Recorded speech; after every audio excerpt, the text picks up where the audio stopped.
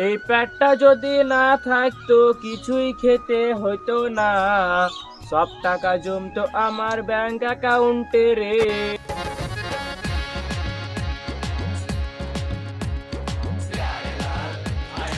এই আইছে আমার নবাব পুত্র।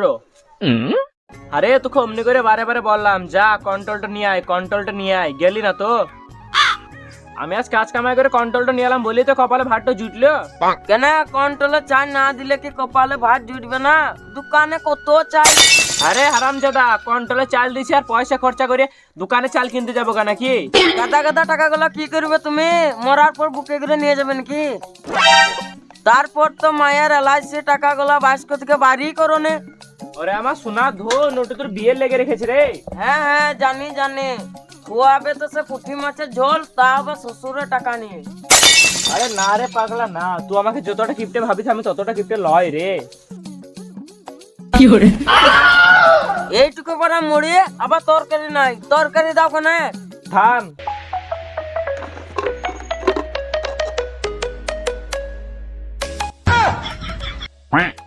এইটুকু পরে বাতাসে দিয়ে কি করে মুড়ি খাবো?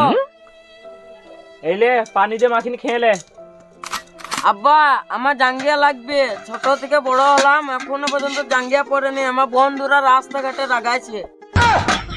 ও জাঙ্গিয়া লিবি তো, দাঁড়া।